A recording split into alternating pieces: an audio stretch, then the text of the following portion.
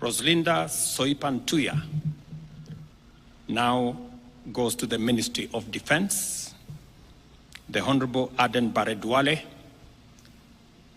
moves to Environment, Climate Change, and Forestry. I have now forwarded the name of John Mbadi Ngongo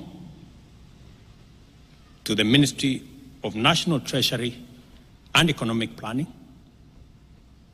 Salim Mvuria Mgala, Ministry of Investment, Trade and Industry.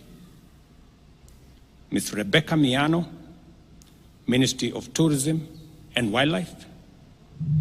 The Honorable James Opio Wandai, Ministry of Energy and Petroleum. The Honorable Onesimus Kipchumba Murkomen, Ministry of Youth Affairs, Creative Economy and Sports.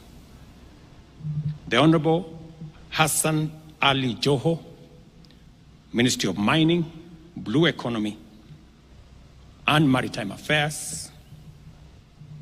The Honorable Dr. Alfred Nganga Mutua, Ministry of Labor and Social Protection.